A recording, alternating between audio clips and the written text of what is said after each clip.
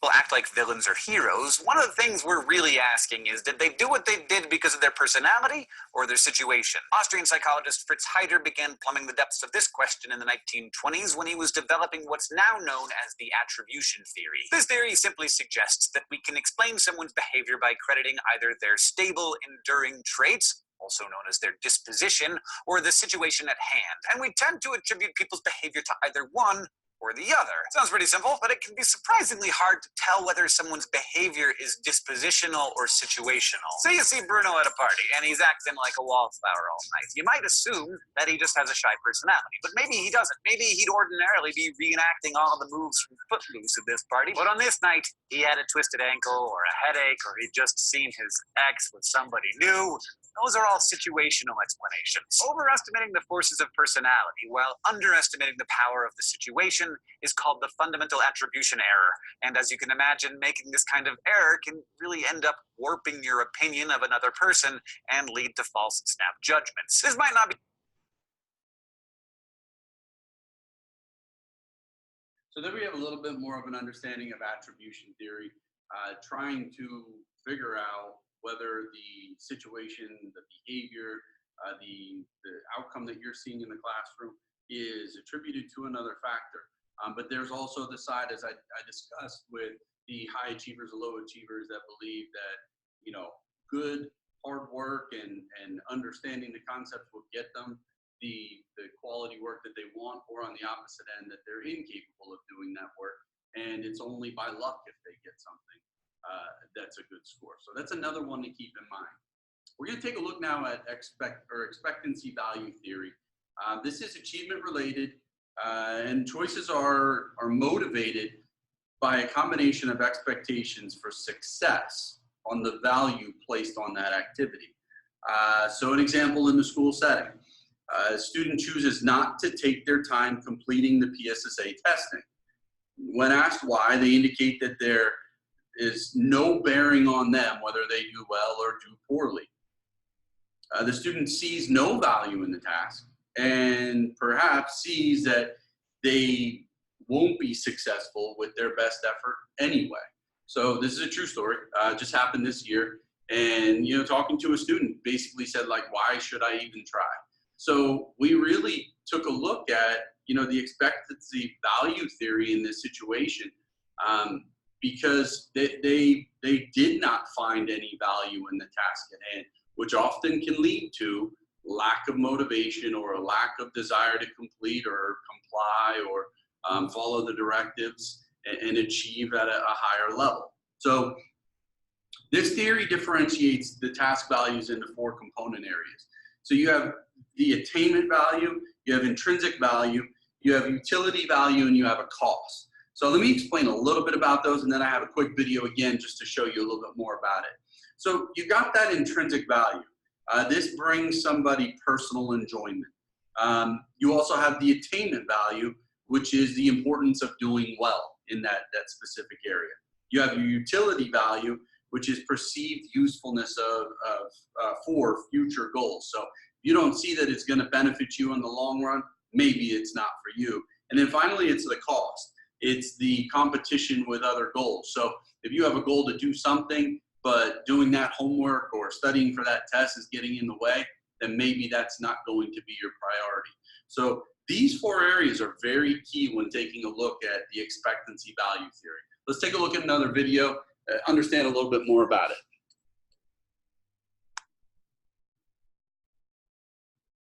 These 2 students discussed their current classes and career plans. I'm not doing well in my biology class.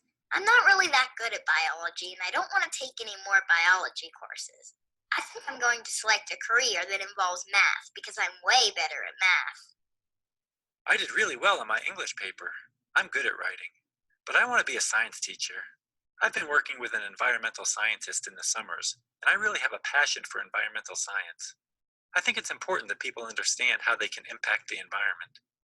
These 2 students demonstrate the importance of 2 key concepts in motivation: expectancy and value.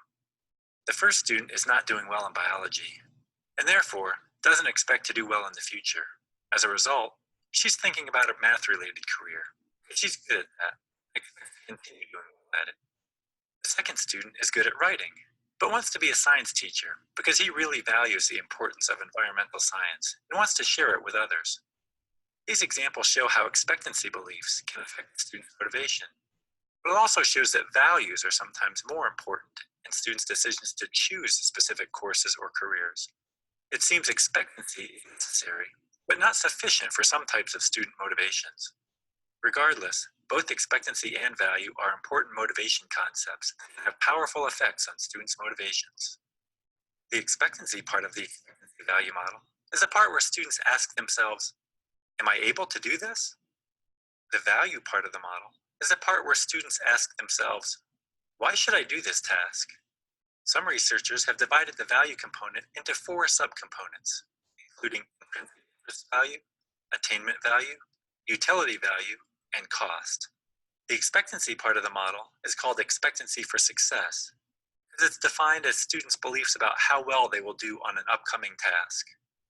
For the value part of the model, intrinsic interest value is defined as the enjoyment experienced when doing a task, or an interest in the content of the task. Sometimes this is just called interest or intrinsic value, so don't get confused.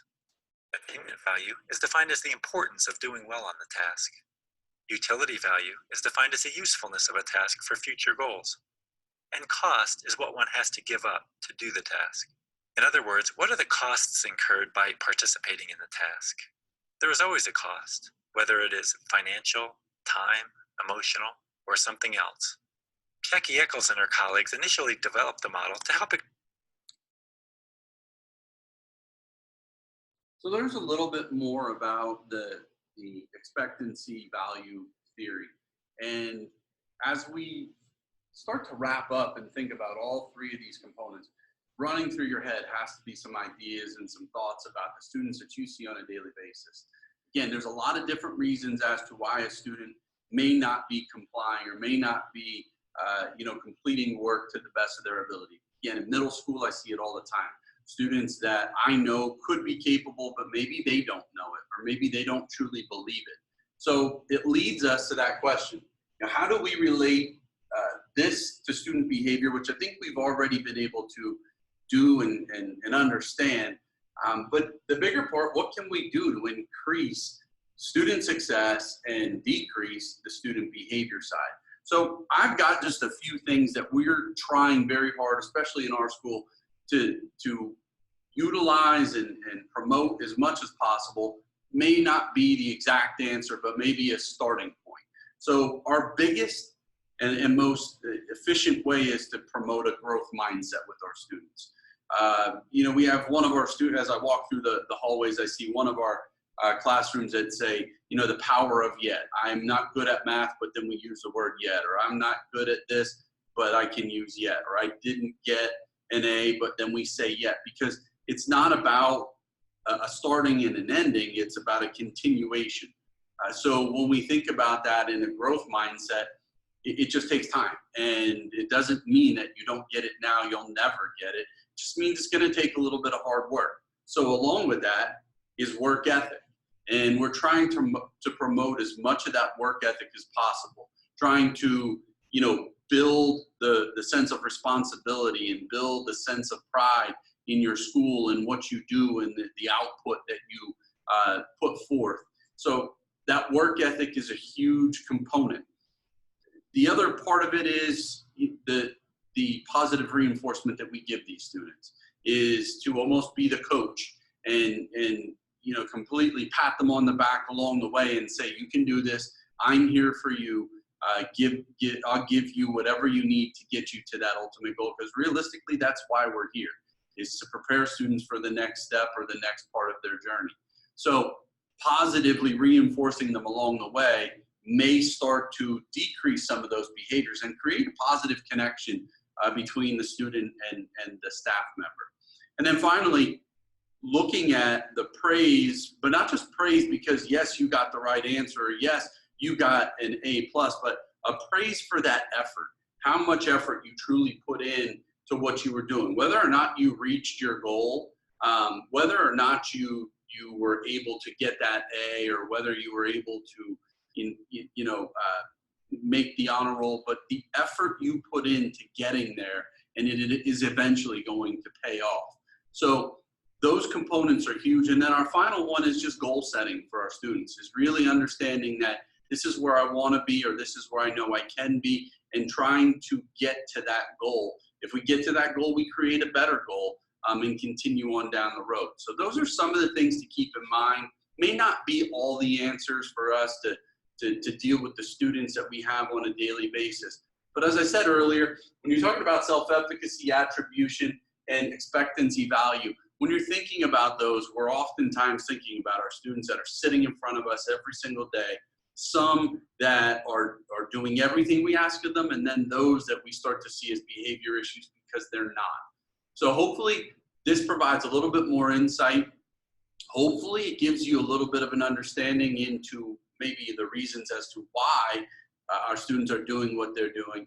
And then finally, hope it prepares you and gives you some type of understanding as how to go about fixing the behaviors, fixing the issues, or at least trying to address them and help those students to succeed.